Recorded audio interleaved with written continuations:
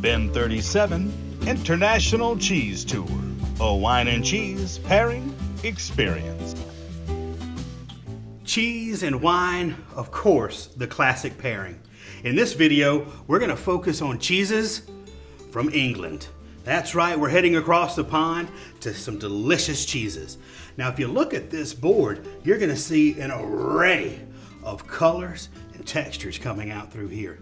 And you'll notice, of course, we're going to have some flavored cheeses as well as some blue cheeses. And I know what you're thinking. Flavored cheeses? Yes, flavored cheeses actually pair well with wine. Just wait a minute, you'll believe me, I promise. But let me talk about the cheeses before we get to these wines. First, I want to start on this board with this cheese right here. This is Cotswold. This has onion and chive all blended in through it, and it's got the consistency of like a young cheddar. It does crumble a little bit easier than that, but it's a beautiful cheese. It also melts pretty well if you like to include that on top of a burger or anything. Next up, look at this little blueberry love right here. This is Wensleydale with cranberries. Look at that. There's not a spot in that cheese without some cranberries. And it's okay to have something nice and sweet inside a cheese. That Cotswold, savory with onions and chives in it. This is going to be sweet. Now, Wensleydale, of course, it's an older recipe of cheese that's been around in England for a while. And they figured out that, you know what, if we put cranberries in it, it can be just as delicious. They also have flavors such as apricot and even mimosa, a lot of different flavors with this. But this is also very approachable, easy to like. You know, it kind of reminds me of like a bagel topped with cream cheese and like a blueberry jam. Oh, absolutely amazing. You're gonna love that. Next up, this crumbly little guy right here. This is Windsor Red. Look at the color on that. I like this cheese. I call it like a cross between a double Gloucester and a cheddar, which is all really in the same family of cheeses, as they have been cheddared in a sense that in the cheese making process, the curds have been cut and stacked on top of each other to press out the whey. And that's a term, that's what cheddaring actually means. And you notice this big, bold color on this cheese. Did you know something that, you know that milk is not yellow or orange? Little known fact, milk is white. Therefore, cheeses are white unless you're gonna add some dye to that cheese. This cheese has annatto added to it. And annatto is a natural food dye that you can make cheeses just a little bit more yellow, like this Cotswold, or you can make it this rich orange color. And the flavor of this cheese, it's like a cheddar on steroids. Absolutely amazing. You're gonna love it. Last, and of course I say it a lot, but definitely not least, from Long Clawson, we've got the classic English cheese, Stilton.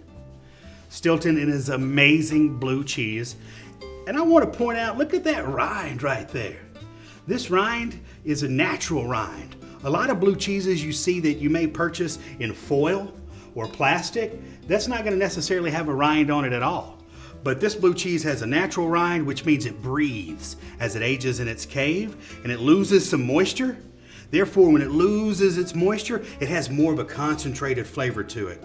Oh, I love it. And it's nice and crumbly. And we've got the perfect pairing. Besides the cheeses on this board, we also have some great pairing items. Now, fig jam, I just want to tell you something about fig jam. And I need you to listen to me. Fig jam goes with everything.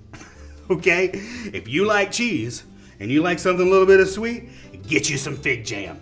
Oh my God, very versatile. Even with some extra flavors on this board, fig jam's still gonna be able to work out for us. And of course, nothing would be a pairing without our vessel. You know, we gotta have something to put our cheese on to get it up to our mouth, right? And so for this instance, we've got these beautiful Two's Company wafer crackers. And these have the consistency of like a ice cream cone. If you're familiar with ice cream cones like I am, because it's nice and crisp. But the good thing about these crackers is they don't add a lot of flavor. It's just a good crunch. Beautiful board with beautiful pairings. But I know what you're thinking. What about those wines sitting back there? Oh, cool. Okay, let's get started with these wines. First up, we're gonna have a Gamay Noir. Now this is a light-bodied red, and it's pretty similar in taste actually to Pinot Noir. So if you're big into Pinot Noirs, this one's gonna be perfect for you. Now these wines, they are loved for their nice floral aroma. And I'm gonna just pour that out, give it a little swirl. Oh wow, that is amazing. I'm really picking up, it smells like fresh cut violets and cherries and raspberries. And wait a minute, even plums. Oh, that's a good wine. And since this is like a Pinot Noir, you've got to imagine that it's more than likely, and I'm going to tell you more than likely, I've already tried it, it pairs well with everything on here. But we do need a little kick up to go with our Stilton. That's the only cheese that this wine really doesn't kind of hold up to. So what does hold up to a beautiful Stilton? Well, the most classic pairing of Stilton and wine there is. Stilton and port. Absolutely perfect pairing. So with this port, oh, look at that. This is gonna have a little bit bolder flavor.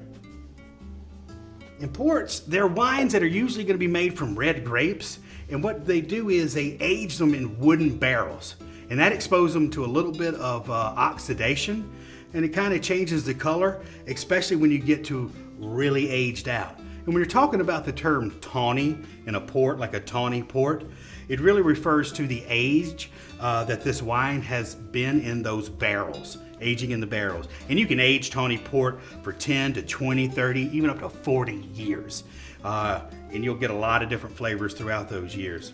But this port and this Stilton, absolutely beautiful.